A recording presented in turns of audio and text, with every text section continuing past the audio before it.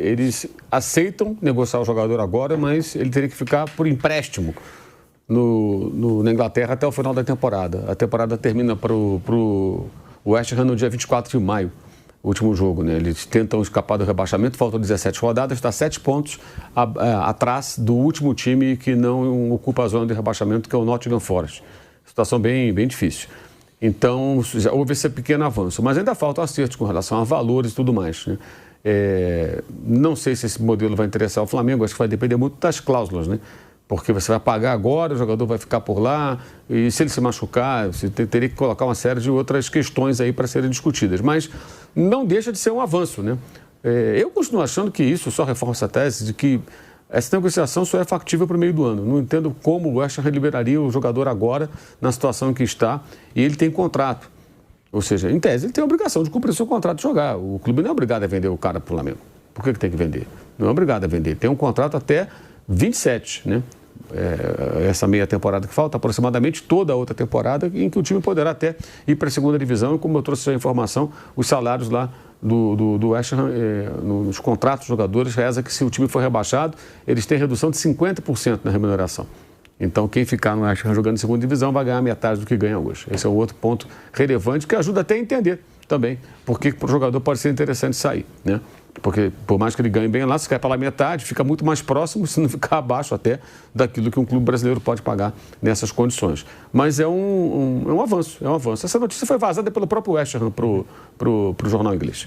Foram eles que vazaram e eu confirmei com os detalhes com pessoas que estão participando da negociação e confirmar. De fato, eles sinalizaram com essa possibilidade. Então já é um avanço porque já começa o clube inglês a admitir a possibilidade de negociar o jogador, mas também reforça, como eu disse, a ideia, que me parece muito lógica, de que somente no meio do ano essa negociação pode ser viável, como falamos há pouco do Arias, por exemplo. O Palmeiras pode querer o Arias? Pode, mas agora é difícil.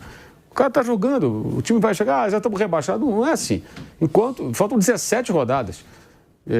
Então, da mesma maneira que o Fluminense em 2009 escapou do rebaixamento de forma inacreditável, lá os ingleses também vão encontrar algumas histórias assim, do time que reagiu, que venceu, que fez não sei quantos pontos, então eles vão lutar até o final. Quando chegar no momento ali que não tem mais jeito, aí pode ser até que isso possa ser precipitado, uma decisão de saída do jogador e tudo mais. Aí depende também do mercado, né, que o jogador pode ter aberto ou não. O time pode se afundar, mas o cara consegue se destacar minimamente e outros clubes falam, esse cara é bom. O time foi péssimo, mas esse cara pode ser útil e ele pode até ficar por lá. No caso do Paquetá, essa negociação só existe, e agora já podemos chamar assim de negociação, né? Porque ele quer vir para o Brasil, ele quer voltar para o Flamengo. É só por isso. Se não fosse o movimento do jogador, essa conversa nem existiria, ele continuaria por lá, mas ele está decidido a voltar. Outros detalhes que o jornal inglês traz é que ele teria ficado emocionalmente muito abalado por toda aquela questão lá da acusação de envolvimento e aposta, depois ele foi inocentado, isso implicou também numa queda de rendimento e tudo mais. E aí ele gerou uma insatisfação e ele quer voltar. E, pelo jeito, o clube começa a entender que pode ser uma coisa inevitável. E o outro aspecto também que os ingleses informam é que, é um detalhe interessante, eu estava até observando isso, o West Ham tomou gol em todos os jogos na temporada. Todos os jogos. Não teve um jogo que não foi vazado. Boa defesa do West Ham. Desde agosto. E eles estão pensando também no seguinte, se eles conseguem vender o jogador agora, eles conseguem, de repente, reforçar a defesa.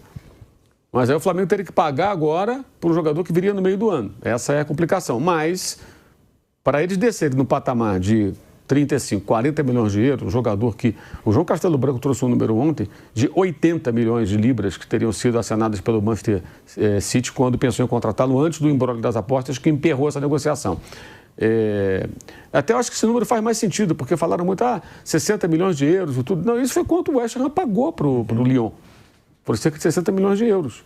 Então, para vender para o City, eu não lembro das cifras na época, mas faz sentido. O João Castelo Branco, que é correspondente lá em Londres, ontem ele trouxe essa informação, que as cifras girariam na casa de 80 milhões de libras se o negócio fosse concretizado.